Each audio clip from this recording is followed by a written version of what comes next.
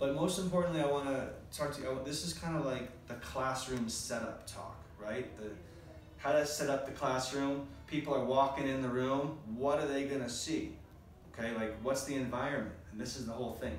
From the minute they enter into the zone of your yoga studio or your area where you're teaching, the minute they walk into the parking lot, you're already kind of in control, right? So as you go to class, you look around the building. Is there any garbage on the floor?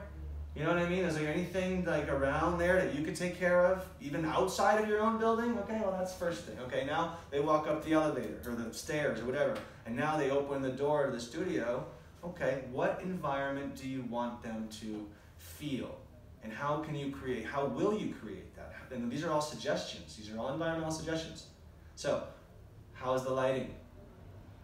Is it dim? I mean, you gotta have dimmers in a yoga studio. If you don't have a dimmer, it's not as easy to create these things, right? The dimmer makes a big difference, okay? So how's the lighting? How's the music? What is the music before the class starts? Obviously, it better be very relaxing. Some ohms, some very soft vibrational music. There would be nothing with lyrics, of course. It would just be really gentle stuff for people to come in and experience a transition, you know, from their chaotic world into a zone, into a safe area where now they're able to relax. Relaxation is healing. Healing is relaxation. I will cover that conversation many times in different contexts, but here it is to start with it. All right, so they walk in the room. What's the lighting? What's the music? What's the smell? Okay, you gotta think about all the senses. What's the smell? Are you dealing with a studio like mine used to be sometimes where, you know, people would take a night class at 8 o'clock at night and sweat, because of Miami, and I had hot yoga. Sweat, you could not believe it. I mean, you're walking through puddles of sweat as a teacher, okay? Puddles splashing around you like that. And then they, you know, they roll the towels, and then they use your blankets as a studio's blanket, as a towel, and then all of a sudden night comes, they fold that thing up, put it on the rack, and then they close the door and turn the air conditioning off at night. Now, you understand how this could be a big problem. So, if you're dealing with these kinds of situations and you're the teacher and you have to think about what is the smell, okay, well, if you have that, you better get those blankets cleaned, you better open those doors, and you better get some nice air flowing, okay? No incense. Incense, I can't understand this association between yoga practice and incense in the room. Now I understand, you know, a tiny bit of smell of incense, just to kind of like make a little smell different. I can get that part, assuming it's not a toxic incense from India or China, which are so poisonous that, you know, you might as well just eat poison, and you're smelling it because what you smell, you ate it. Incense is poison, and you burned it. So now it's a carcinogenic poison, and it's just throwing it all. I mean, it's just, it couldn't be any more illogical. But if you wanted to use incense, light it for a moment, put it on the room, and put it out, so that you're not creating a smoky room. Nobody should be trying to do yoga in a smoky room. That just doesn't make any sense. Okay. So, but what does make sense are those essential oil machines. You seen them? You know, the water and the oil, and they put the mist in there. That's delicious. That's wonderful. Okay. So the smell, the lighting, the sound. Okay. Well, what else?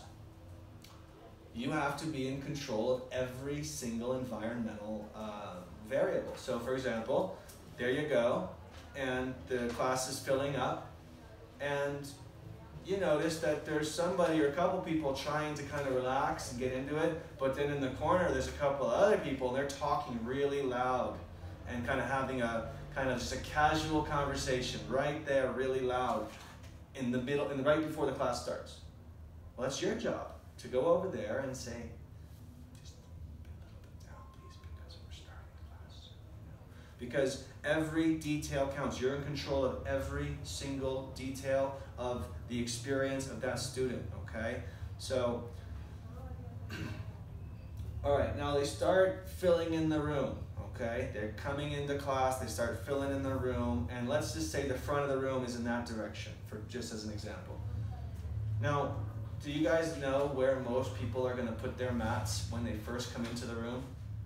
In the back. In the back, yes. So you'll have like let's just say you had 5 people come in early, 4 will come in the back, and 1 will go right in the front. You know, you got that student who just wants to be in the front row, but then everybody else is just, they just want to be fly on the wall in the back. Okay, well let's just say now that happened, and now it's time to start the class. But what the class looks like is a bunch of people in the back, and the front is someone, and the whole room is empty. That is not a balanced suggestion for the people's minds. That you don't want to be teaching to an empty room, and no. So you have to adjust that. And you say, hey, can you do me a favor? Can you do me a favor? I'm going to move your mat a little bit just so I can have a little balance in the room. I'd really appreciate that. Okay? And of course, it's for them as much as it is for you, because this is, like I tell you, everything is a suggestion. Okay, so then you got that set up. You got the mat set up. Okay. So at this point, you got to lock the door. When you start the meditation, nobody's allowed in. For that 5 minutes or 3 minutes that you're giving the opening meditation, you're talking about how to breathe, nobody comes in. And if you don't have like a volunteer or someone who works at the studio who can do that job, well, unfortunately, you have to do it. You have to literally teach the opening meditation guarding your own door, because no one's allowed in. It's like that. Anybody walks in during that meditation, it's ruined the entire thing. In the same way as I'll explain in Shavasana, no one's allowed to leave early out of Shavasana. They can leave before Shavasana starts. You give them the chance. Hey, guys, Shavasana and the relaxation is going to be 9 minutes. So if you don't have 9 minutes and you are going to leave early, I'm going to ask you to please leave now, because we can't disturb these things. Okay? But I'm talking about the setup. I'm talking about no one's allowed in. Now, once the ohms are done and you bring them to the hands and the knees, you open the door, and then what we call the second wave comes in. All those people that were accumulating late.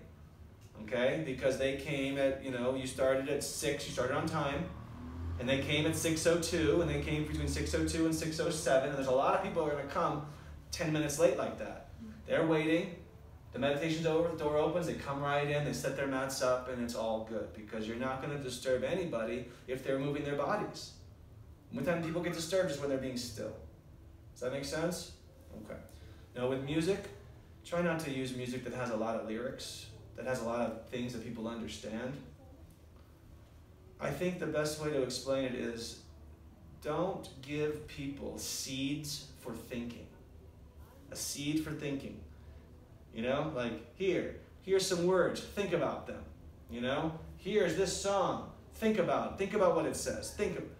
These are seeds, these are little things, they're getting planted and they make thoughts, okay? Now I was talking about the beginning of the class, and exactly for the same reason, I want to mention this. Has anybody ever been to a class where the teacher asks everyone in the front of the room, does anybody not want to be adjusted? Does anybody not want to be touched today? Anyone ever been to a class like that? Okay. Well, some people ask me about that, and they ask me, well, what about that situation? And I will say, don't ever do that. Don't ever say, does anybody not want to be adjusted? Does anybody not want to be touched today? Let me know. Because that is a seed of thought. You say that to somebody, they're going to spend the rest of the class thinking about why. Why? What he did? Is he being sued? What's going on with him? Did he hurt somebody? Now I can't rest because I'm just thinking. So you gave me a seed for thought? Not so good. Lyrics in songs? Seeds for thinking. Okay? So words that, if you're here in a country like this, people understand English and they understand Spanish. So you try to avoid those languages. Sanskrit, mantra, energy stuff. The only exception is when you're teaching core. And you're getting into that which we haven't covered yet, that dynamic way of teaching core with the music. Then you turn off the soft music, you put up the more energizing electronic or pop type music that will bring the beat that you need. And when you're done, you'll drop it slowly back down and return your music back to the yoga environment. Okay? That's the only time that would change. Otherwise, music without lyrics is best. Okay, so I think that's covered mostly the part that I wanted to cover about the beginning of a class, the setup of the class, the environment. You will use music possibly. You know, I only use the same tracks myself over and over again. If you are really good at designing playlists and really good at being a DJ,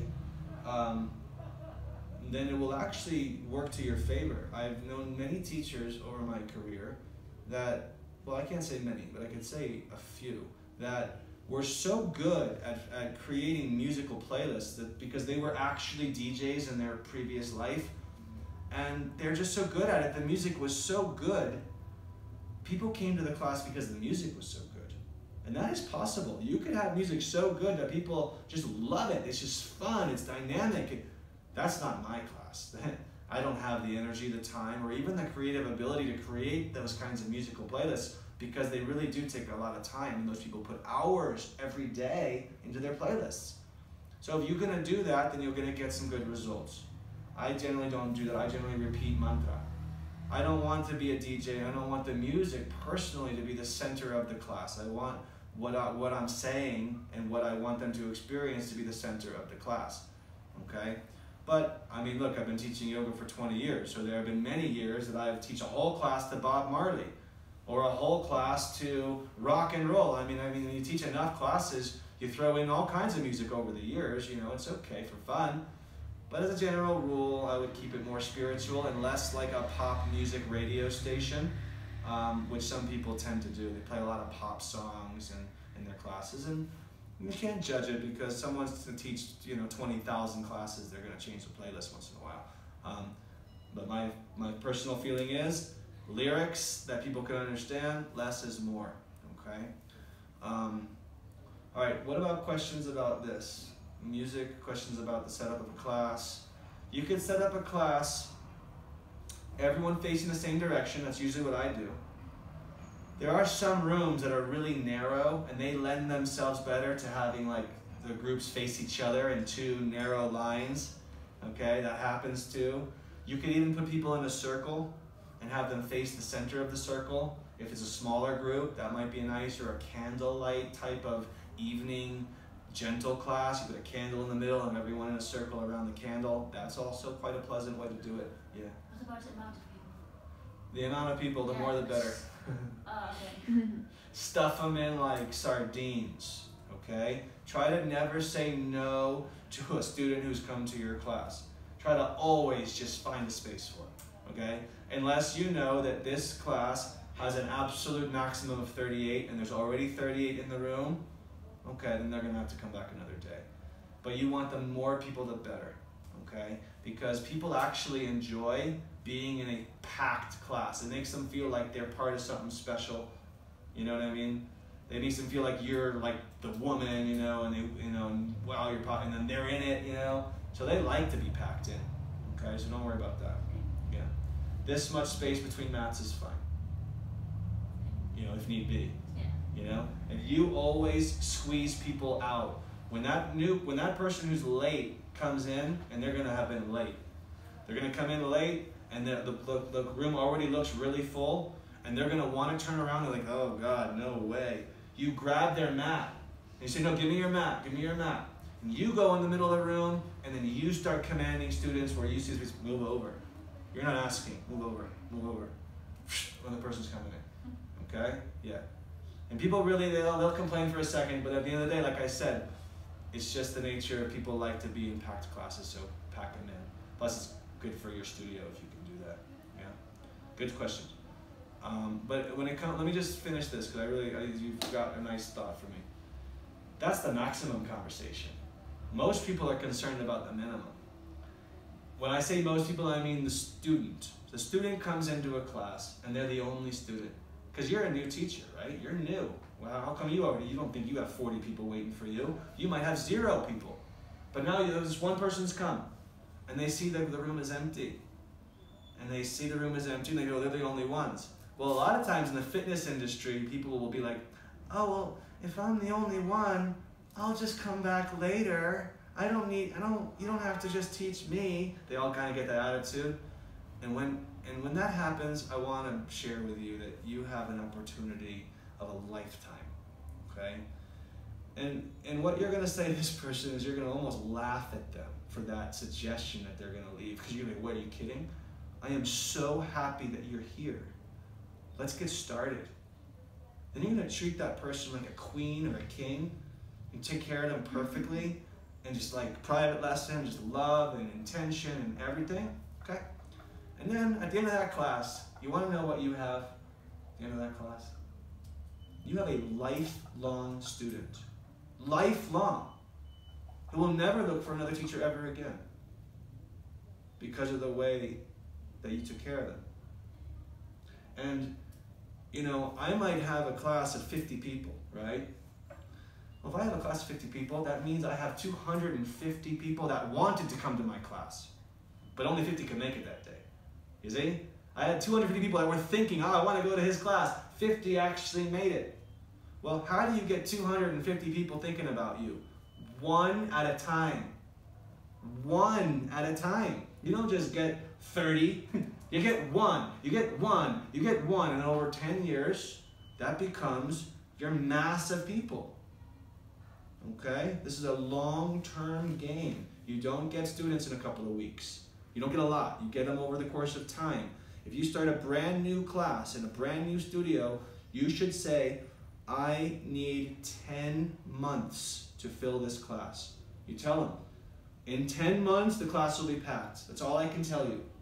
In 10 months, it will be packed. And you don't get subbed, and you don't travel too much. All this stuff we'll talk about in the business of yoga. This is not such a classroom setup talk, but that's the facts, okay? So take your time, but just know that when one student comes and they get all timid and they get all shy, you see it the other way, and you just look at it like you just couldn't be any happier to have this opportunity to connect with the student and to then really turn them into a student who realizes that you have their best interest in mind. And that's what students want. They want to know that you love them and that you have their best interest in mind. And then they'll follow you. Okay? Got it? Okay. Any questions about this topic before I close it out? Okay, I think it was pretty thorough talk. Covered all the points. Cool, thanks.